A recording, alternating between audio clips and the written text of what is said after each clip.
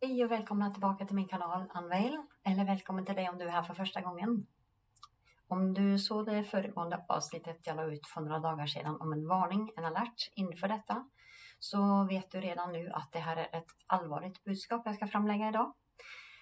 Och har du inte sett det så fick du reda på det nu. Om jag får adressera ett företag som jag har talat om tidigare, NASA, så är det ett företag som jag har lovat tidigare att jag kommer att gå efter för att avslöja dem. Och orsaken är givetvis att jag anser att de är just ett företag som är startat och opererar för att bedra människor. Med lögner som inte är av denna värld, verkligen. Och när det gäller NASA så kan man hamna i två olika diken när man pratar om dem. Man kan hamna i det som är den naturliga responsen när man blir utsatt för lögner, att man blir arg. Och Gud själv säger att han hatar lögnare och lögner, så man är ju utomordentligt gott sällskap då, det kan man tycka. Sen är det ju givetvis hur man hanterar den informationen man får. Så bara för att man blir arg kan man ju inte gå tillväga hur som helst. Men att man reagerar på deras lögner, ja det gör man. Så kan man gå över i det andra riket. Och där kan man tänka sig att man skulle kunna göra en hel humortimme liksom. Skratttimmen på NASAs bekostnad. För när man tittar på deras produktioner, deras bilder, deras farkoster, deras rymdexplorationer och allt vad de nu håller på med, så blir man ju full i skratt när man har avslöjat dem och vet vad de går för. Därför att ingenting av det de presenterar ser autentiskt ut.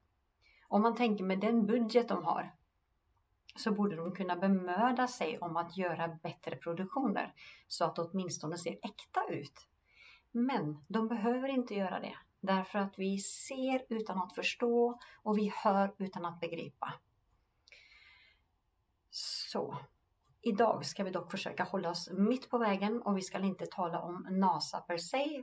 Givetvis är det ju NASA som är involverade, men vi ska tala om det som berättigade, det som hände 1969 och som fortsätter att hända numera. För er som är vakna så såg ni att det förra månaden kom ut en film som heter Fly Me to the Moon.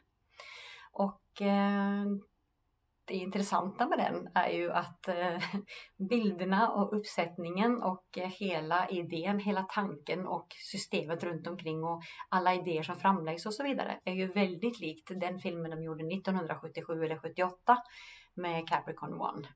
Och det tog det till och med samma månfarkost som är där. Fastän den första filmen handlade om att åka till Mars, medan den senare filmen handlade då om månlandningen som var 1969. Ja. Märkligt hur det är samma bilder hela tiden som, ja, kan man ju tycka lite lustigt. Men åtminstone, vi ska hålla oss mitt på vägen som sagt, för det handlar om själva auktoriseringen till det bedrägeriet och hur det gick till och hur det har lagts locket på alla möjliga sätt. Jag tänker att den filmen som kom nu är ju ett sätt att verkligen hamra in det här att självklart har vi varit på månen, så här såg det ut i kulisserna och detta var som skulle kunna tänkas hända för att misskreditera, men vi var faktiskt där och det är faktiskt så. För annars finns det ingen anledning att lägga ut en sådan film med det budskapet de har gjort, och den var en pina att titta på. Det jag ska göra här nu för er är att jag ska lägga ut ett vittnesbörd, ett vittnesmål som en person spelade in på sin dödsbädd.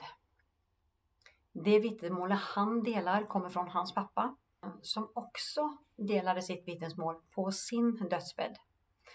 Och ni kommer att få höra vad som hände med det vittnesmålet. Personen som har lagt ut detta materialet i original då heter Bart Sibrel. Och detta namnet kanske är okänt för de flesta utav er. Men om ni ska ha någon referensram till att börja med, så är det han som i det här klippet får en smocka helt enkelt av Buzz Aldrin. För ett av de projekten Bart har gjort, det är att uppsöka astronauter och få dem att verifiera att vi verkligen har varit på månen. Och detta gjorde han i ett syfte när han hade med sig material som han ville be dem titta på. Och här är kärnan till allvaret i detta budskapet. Förutom själva bedrägeriet då, givetvis. Som är uppenbart med all bevisläggning som finns. 1991 tror jag han gjorde de här produktionerna. Han har gjort 2 olika produktioner. Den ena heter A Funny Thing Happened on the Way to the Moon. Den andra heter Astronauts Gone Wild. Och det är i det här avsnittet han åker och uppsöker dessa astronauter. Och ber dem lägga handen på Bibeln och verifiera att de verkligen har varit på månen. Vilket de flesta inte kunde göra. Förutom 2 ateister tror jag det var. Som inte hade några som helst problem med det egentligen då. Innan dess så tillhörde Bart Sibrel själv en av dem han så själv uttrycker det som en die-hard NASA-fan. Han älskade månlandningen, han älskade allt med astronauterna och hade posters i sitt pojkrum när han växte upp och trodde stenhårt på detta. Och när han är i en filmproduktion och arbetar tillsammans med en annan av samma yrke och denne säger till honom att du vet väl om att det var fejk, va? Så tar han inte det på allvar så. Men eftersom han är enligt sitt eget rykte då också en undersökande journalist så börjar han nosa i det. Och han gick ju med inställningen att det där kan ju inte stämma. Så var det ju inte. Och han efterforskade i 10 år. Och ända fram till slutet på de 10 åren när han kom längre och längre fram så var hans egen estimation av det hela att okej. Det finns 1/4. Jag kan lämna utrymme för 1/4. En fjärdedels möjlighet att detta kanske skulle kunna vara fejk då. Men han samarbetade direkt med NASA. Han åkte dit och hämtade ur deras eget arkiv. Han fick hemskickat material till sig. Så han var i direktkontakt med dem därför att han höll på med en dokumentär om månlandningen. Och de serverade honom det material som fanns. Det som fick honom att lyfta lite på ögonbrynen på slutet var att de började förhala. Att de började bli motvilliga till att lämna ut material. Och att de hittade på sätt för att verkligen fördröja processen. Och då hade det kommit så långt att han hade endast en sak kvar som han sa till dem. Som jag behöver bara verifiera ytterligare en sak innan jag är klar med min dokumentation. Och då tänker man, hade han fått lagt ut sin dokumentation i det läget, hade han fått vad han önskade sig från NASA, då hade kanske slutresultatet varit vad han redan satt med som uppfattning, att det var 1/4 möjlighet att det kanske skulle kunna vara ett bedrägeri. Nu var det bara så att mitt i detta stålandet så var det väl förmodligen en visselblåsare som skickade ett material till honom som var felmarkerat. Det materialet han fick tag på var en liveinspelning från när astronauterna var så kallat 1/3 på väg till månen. Medan själva inspelningsmaterialet är råmaterialet och visar att de inte alls befinner sig där. Nu tycker Bart när han tittar på det då att det ser ut som att de kanske är i low earth orbit någonstans. Men de av oss som vet lite mer och är lite mer vakna, vi vet ju att för det första är det ju inte så eftersom jorden är platt och det har ju inte han insikt om i det här läget. Och sen är det ju så att ISS-stationen den är ju inte uppe i rymden och flyger runt vår jord utan den ligger ju i en simbassäng hos NASA. Som det också finns dokumenterat på nätet. Åtminstone när han fick det här materialet i sin hand så följer 10-ringen ner. Och han blev helt till sig och ringer upp den här personen som han hade pratat med tidigare och säger att de åkte inte till månen. Det är inte så, de åkte inte till månen. Och personen säger, ja det sa jag för 10 år sedan. Ja men verkligen, de åkte verkligen inte till månen. De åkte verkligen inte till månen. Nej, det sa jag för 10 år sedan. Då blev resultatet så här att när han kom över detta materialet och insåg hur det var ihopsatt. Han gick från att vara NASAs största fan, astronauternas största fan, till att bli den som kanske är mest känd för att gå efter dem istället. Och skaffa material och jaga ner astronauter som han har gjort då. Och det har kostat honom oerhört mycket. När han kom till den punkten att NASA började förhala processen med att lämna ut material, då började han någonstans få en liten varningsklocka. Och först då, det här är alltså efter 10 års studier så det är ganska långt in i processen. Först då börjar han tänka på att det kanske ska vara smart att säkerhetsställa lite av sitt material. Kanske ta lite förhandsregler och så vidare. Att det är någonting skumt som pågår här. När han dock fick materialet så blev det avgörande beviset på att det är fejk. Då, när han förstod det, då vidtog han ytterligare åtgärder och han säkerhetskopierade givetvis materialet och dolde det på olika ställen. Och det var ju i sista minuten som han gjorde det. För även om han hade varit på radarn tidigare, givetvis eftersom han höll på med det han gjorde, så blev det ju känt att han hade materialet. Så fort han ringde det här samtalet till sin vän, men den som tidigare hade sagt att månlandningen var fejk, så fort de hade det samtalet så började konstiga saker att hända. Han blev huntad av CIA. Han blev tillfångatagen, han blev neddrogad. Han blev inspärrad på psykinstitution och så vidare och så vidare. Och detta är en av orsakerna givetvis till att man ska vara försiktig med det materialet jag ska dela idag. Som jag sa, det här är inte att leka med, även om det finns ingen anledning att inte berätta. CIA har ju tagit in människor tidigare och sagt, kommer ni ihåg från det tidigare avsnittet att det lämnat ut, där de hotade Gary Webb, journalisten, och sa så här att vissa sanningar är för sanna för att berätta, håll tyst. Och den personen, han höll inte tyst, han levererade och han tog självmord sen. Han dog med 2 skott till huvudet. Hur nog det skulle vara möjligt. Det är inte möjligt. Jag behöver inte säga att inte det är möjligt, men jag säger det ändå ifall du inte tänker så långt. Han dog med 2 skott i huvudet och det rubricerades som ett självmord. För att vissa sanningar är för sanna för att berätta. Den personen som gjorde sin första bekännelse på dödsbädden var också ombedd att vara tyst eller hotad till tystnad. Han lämnade till sin son. Sonen kontaktade Bart Sibrel för att berätta, för att lämna vidare det materialet hans pappa hade lämnat till honom. Och då började saker hända även hemma hos dem. Och han blev också varnad om att lägga locket på, hålla tyst. Ni kommer att höra honom själv berätta detta. Därför bestämde han sig för att göra en inspelning precis som hans pappa hade gjort. Och att lämna den inspelningen till just Bart Sibrel, eftersom han var den som tog det mest på allvar att verkligen gå ut med sanningen.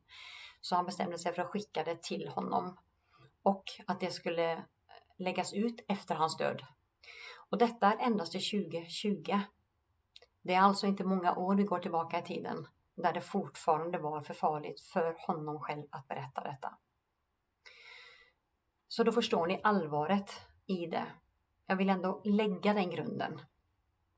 Så att ni tar materialet på allvar och tittar igenom det. En del av det materialet han hade innebar en lista på 15 personer som hade tillträde till den lokalen där de fejkade, stageade upp och spelade in det som vi sedan såg på tv som månlandningen. De 15 personerna nämner han, denna listan lägger han ut och jag kommer göra likadant. Och jag kommer därför först, innan han tar vid här nu, så ska jag bara visa er några av dessa personerna, bilder utav dem med deras fulla namn, så att ni ser vilka de är och kopplingarna till varandra och till en organisation bredvid NASA, högre än NASA, som vi borde känna igen vid det här laget. Om ni är vakna så känner ni igen det. Om detta är helt nytt för er så häng med ändå och bara ta fasta på det jag berättar. Känner du inte till frimurarorden så är det dags att du börjar forska i det.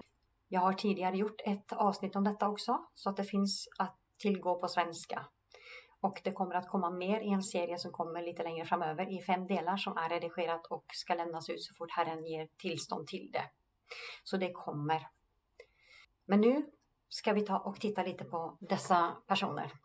Sarah's Eugene Akers är personen som berättade för sin son på dödsbädden. Och lämnade informationen vidare till honom. Och ni kommer att höra Hans son berättar vad som hände med den inspelningen. Säkert en tillfällighet att den försvann. Nej, vi tror inte på tillfälligheter. Här är hans son. Och han har daterat sin berättelse och han har lagt med lite bilder i slutet på den också av sin pappa och av... han begravdes ju då som en militär och ni kommer att se delarna utav det också som verifiering på hans historia.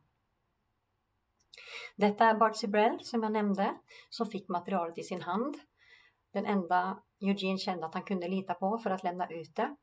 Och han har tagit det på allvar och tagit det vidare och delat det så fort han fick tillåtelse att göra det. Här har vi Buzz Aldrin i det bejakandet Bart gjorde efter honom för att få honom att lägga handen på Bibeln och verifiera att han faktiskt hade varit på månen. Och det var då han blev slagen i ansiktet. Buzz Aldrin är en frimurare. Och han har de senare åren gått ut vid flertalet tillfällen och sagt just sanningen att vi har inte varit på månen. Då är frågan att han har kommit för långt och känner att han inte har något mer att förlora. Samvetet tar vid vad som helst. Det får Gud avgöra. Men han har gått ut väldigt offentligt och sagt att vi har aldrig varit på månen. Och på min kanal kan du hitta ett avsnitt av honom där han erkänner detta. Vid flertalet tillfällen när jag har klippt ihop några små enkla klipp därifrån. Jag har också klippt ihop avsnitt där president Obama, om du hittar ett litet avsnitt, några minuter också med president Obama, där de säger samma saker. Att vi inte har varit utanför det området som de påstår att vi inte kan ta oss förbi. Och här har vi Neil Armstrong, den andra av de 3 astronauterna som åkte på Apollo 11. Denna astronauten skulle vara den enda som hade ett kamera fäst på sitt bröst. Och detta kamera skulle vara det enda kameran som fanns på plats.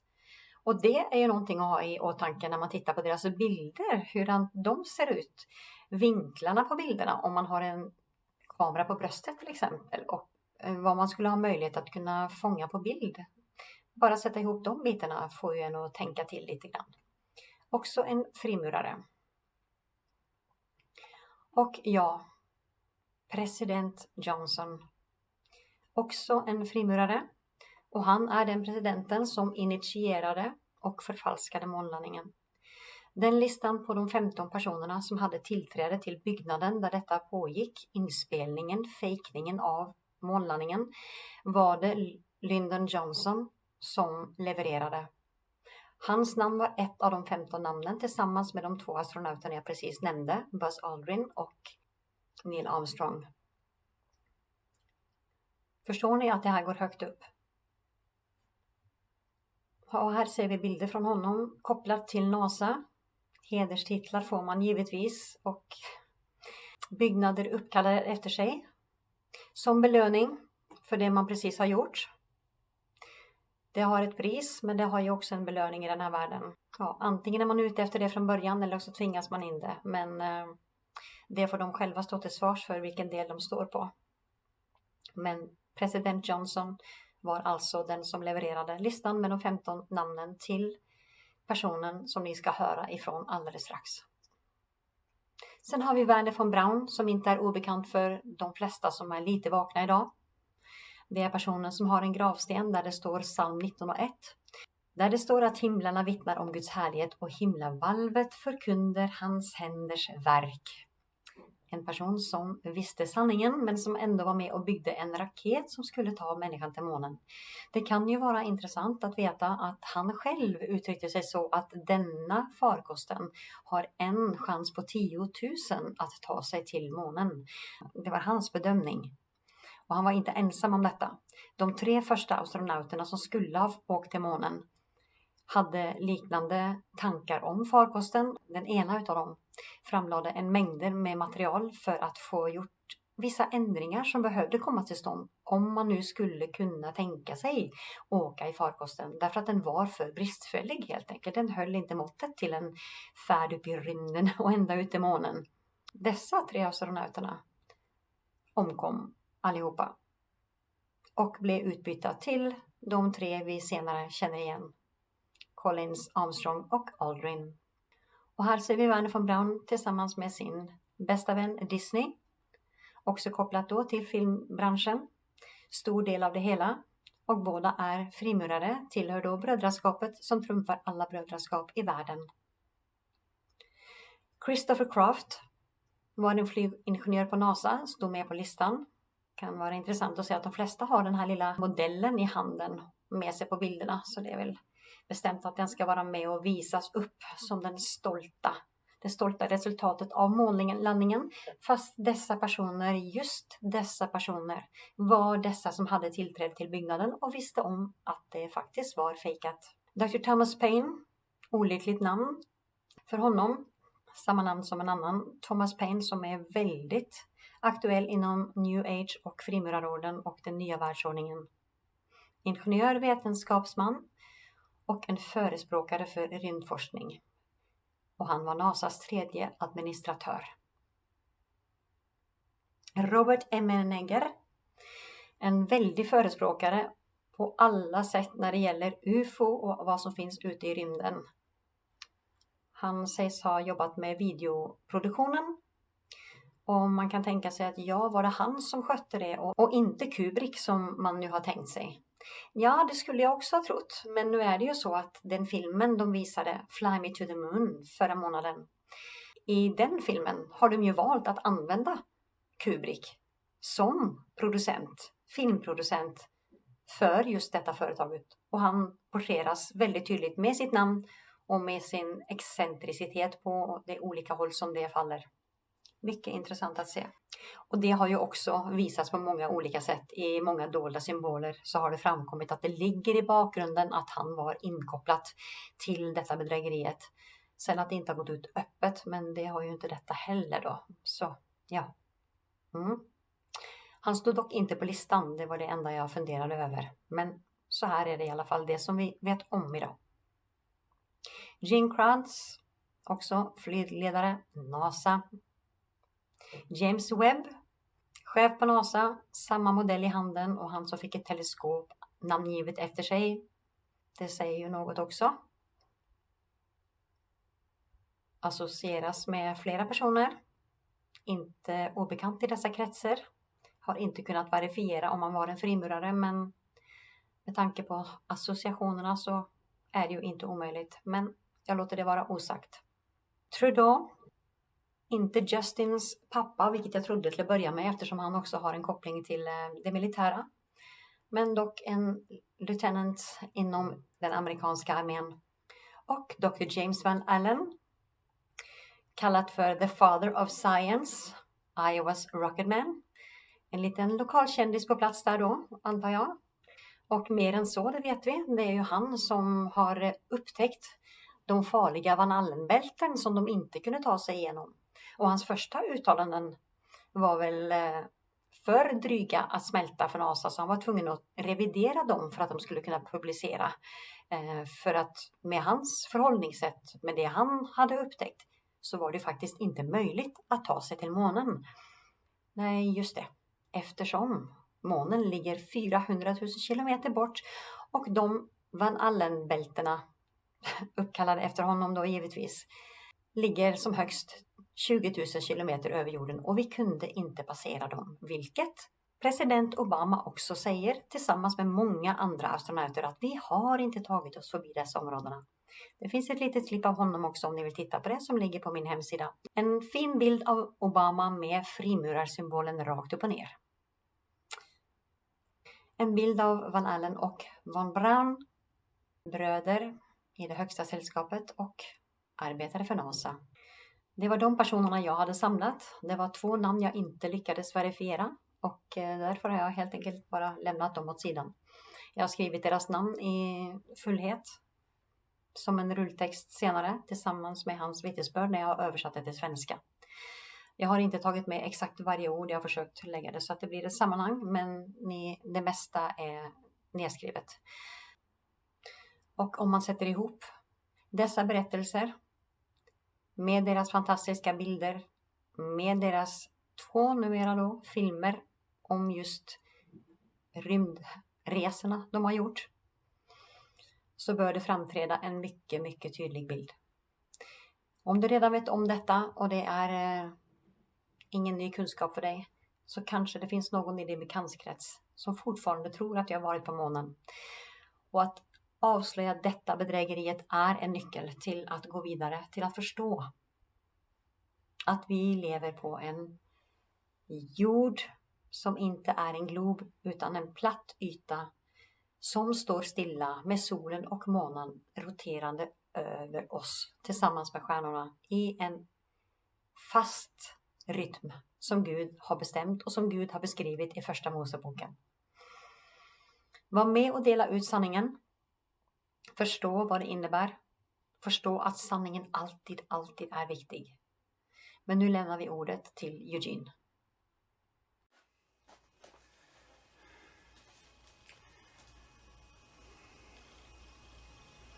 Hello, my name is Gene Gilmore. My birth given name is Eugene Reuben Akers. I don't want any money for what I'm doing because hopefully this video won't come out until after my death. So I have nothing to gain, nothing to profit by telling you what I'm going to tell you. And a lot of what I'm going to tell you is available online until they see this video, and I'm sure things will start getting scrubbed, as well as moon photos. But anyway, my father in 1968 was stationed at Cannon Air Force Base in New Mexico. I made notes on my computer so that I wouldn't forget anything, because there's a lot of little things and stuff that I'd forget. So these notes were made a long time ago. The original recording that my father made on his deathbed was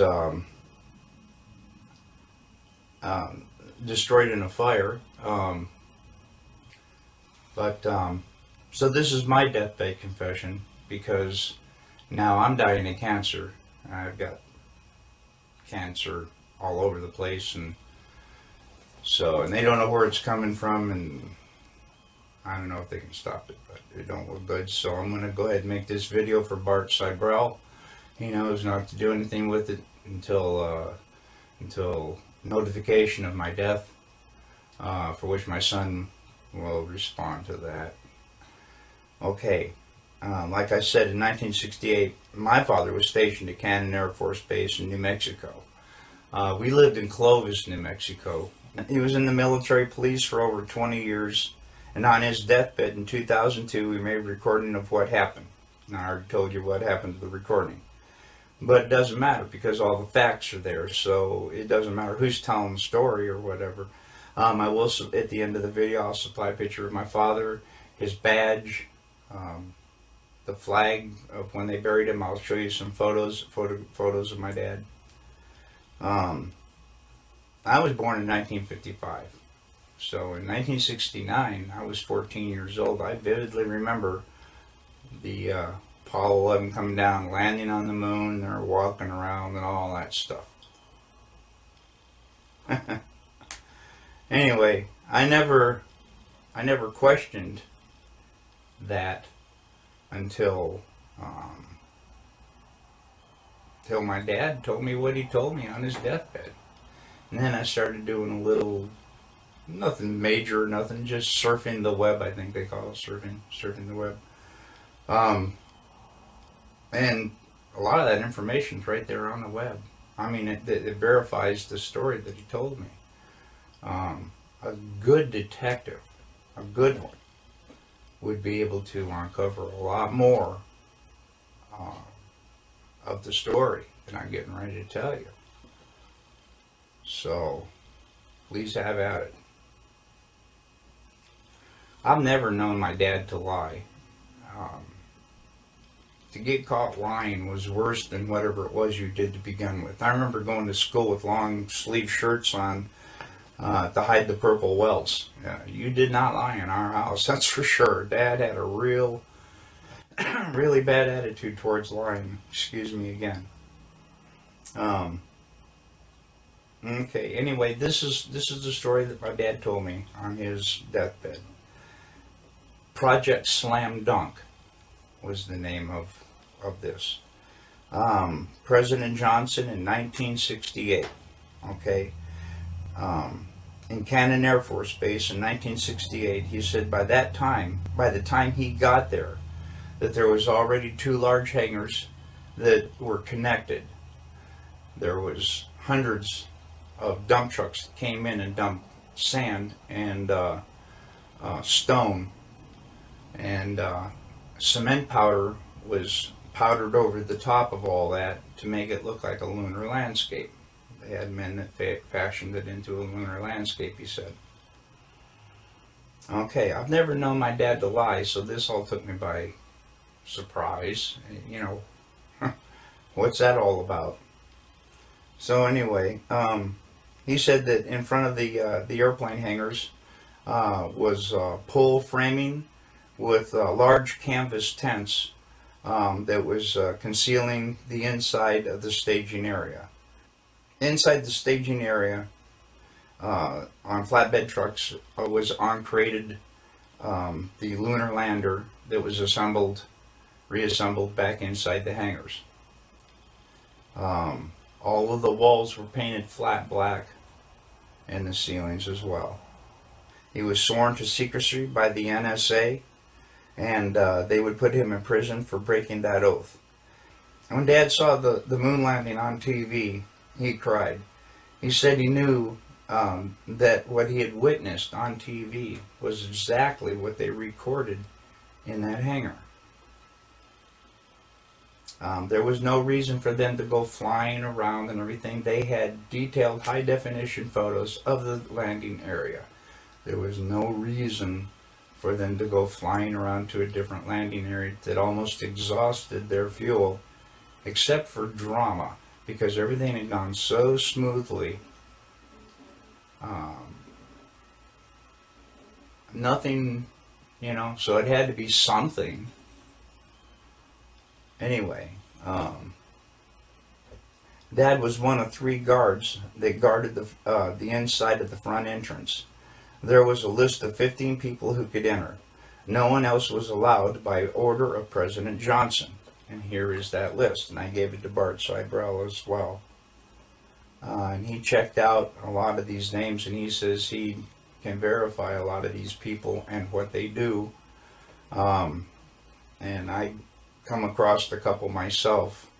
Anyway, President Johnson, Neil Armstrong, Edwin Aldrin, Werner von Braun, Robert Emenegger, Gene Kranz, James Webb, Joe Kerwin, Dr. Thomas Paine, Glenn Looney, Dr. Christopher Kraft, Dr. James Van Allen, General Trudeau, Lieutenant Colonel Donald Simon, and Grant Norrie. Now, the only 2 that I really have information on is Robert Emenegger. Apparently, he did a lot of video work and stuff for the Department of Defense. So the DOD did know him. Okay, and the other one was Grant Norrie, Norray, I believe. Was to the best of my dad's knowledge, was a like some FBI, CIA, NSA, who knows, something like that. Okay, President Johnson only showed up for the first day of filming. Filming lasted for 3 days, and the entire project was restored to original. In other words, the hangars were all taken apart, the sand was all removed, and so on and so forth. Okay.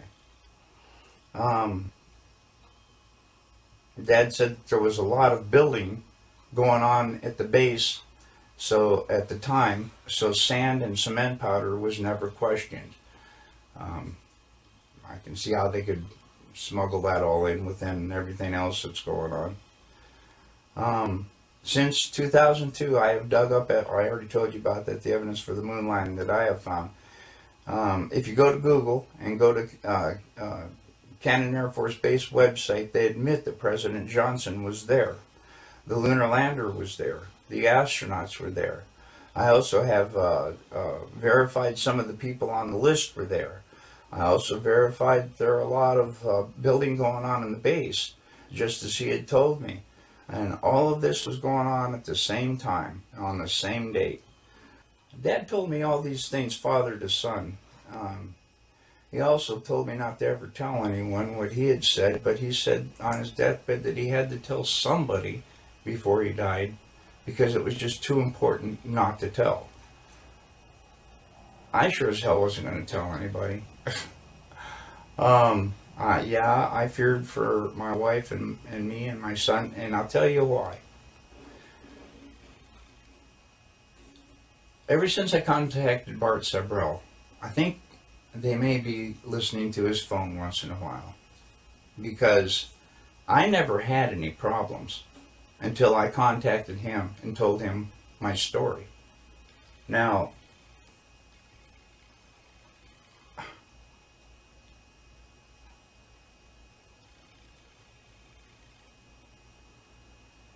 people broke into my house 2 times. I was visited by men with black suits, and I was told in no uncertain terms to drop this whole project, not to say any more to anybody, or me and my wife and my son could disappear. You take that pretty literally after everything that's going on. Well, so I stopped contacting Bart, and now I'm making this video that I'm going to send to Bart. Mr. Sibrel, excuse me. Bart's my brother, man. My brother in heart, my brother in Jesus, okay? Bart, being a good friend that he is, called the police for me and told them about the break-ins. The 2 detectives that came out and everything questioned me and everything like that, I didn't give them any information at all. At the time, I thought it was a test from them guys in the black suits. I didn't say crap. So all that went away and everything. But it definitely, the 2 guys in the black suits were not the 2 detectives that came out to question me about the break-ins. But thanks, Bart. But no, I don't want any help. I just want somebody to pick up where I left off and be able to prove with the information I've given. And I'm trying to give as much as I can, because I know that once I die, I'm not going to be able to be asked any questions. So that's why I tried to give you a little backstory too. But that's about all I can think of. My dad, he raised me by the book. I know he didn't lie to me. And as I started seeing more and more of what he was telling me was true, I realized my dad wasn't lying. I lifted the lid off my dad's case, and you can see that his name is Cyrus Eugene Akers. He was born on July 17th, 1933. He died on September 28th, 2002. Here's his badge, and I wanted to see if I could get as close as possible so that you can read the numbers on the bottom, which are,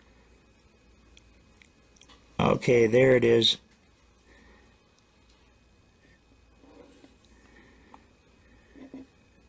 (07596) 07596.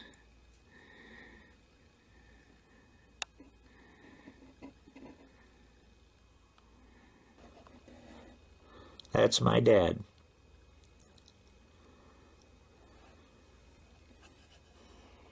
And it must have been a really early picture, because he's only got 2 stripes, so that was back in the 50s, I'm sure. Probably not long after I was born. And there he is. That's my father.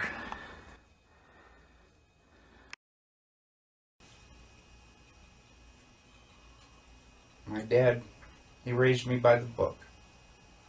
I know he didn't lie to me. And as I started seeing more and more of what he was telling me was true, I realized my dad wasn't lying.